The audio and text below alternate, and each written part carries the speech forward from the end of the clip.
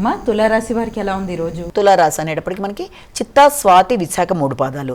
ఈ తులారాశి వాళ్ళకి ఈ రోజున ఎదురు చూస్తున్న విషయాలు చాలా వరకు ఆశాజనకంగా ఉంటాయి.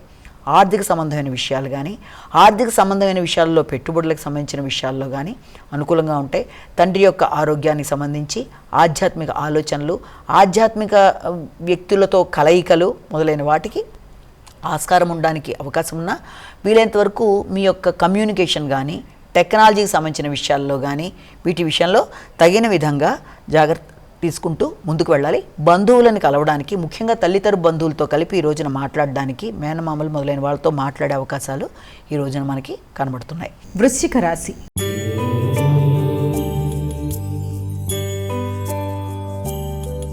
అమ్మ, వృశ్చిక రాశి వారికి ఎలా ఉంది ఈరోజు? వృశ్చిక రాశిలో వచ్చిన నక్షత్రాలు విశాఖ, అనురాధ, జ్యేష్ఠ.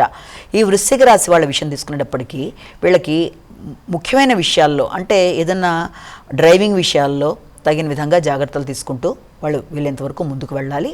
ఆర్థిక విషయాలు కానీ, ఆకస్మిక ఖర్చులు కానీ, అనవసరమైన వ్యక్తులతో విభేదాలు రాకుండా తగిన విధంగా జాగ్రత్తలు తీసుకుంటూ ముందుకు వెళ్ళాలి. ముఖ్యంగా ఇంట్లో ఎవరైనా పెద్దలు ఉంటే వారి యొక్క ఆరోగ్య విషయంలో తగిన విధంగా జాగ్రత్తలు తీసుకుంటూ ముందుకు వెళ్ళాలి. ఆకస్మిక ప్రయాణాలు, ఆకస్మిక చికాకులు, ముఖ్యమైన విషయాలు వాయిదా పడడం కొంత చికాకును కలిగిస్తాయి. అయినప్పటికీ కూడా మీ యొక్క శక్తి వంచన లేకుండా చక్కగా వాటిని మీ యొక్క ఆలోచనలతో ముందుకు వెళ్ళడానికి మీరు ముందుకు ప్రయత్నం చేస్తారు. ముఖ్యంగా ఏదన్నా మీకు వారసత్వ ఆస్తుల విషయంలో కానీ, లేకపోతే సంతానం మీద పెట్టుబడులు పెట్టడానికి చేసే ప్రయత్నాలు కానీ, లేకపోతే మీ ఆలోచనలని మీరు ఉపయోగించుకునే ప్రయత్నాల్లో కానీ ఇవాళ కొంత కృషి అనేది అధికంగా చేస్తారు. ధనస్సు రాశి.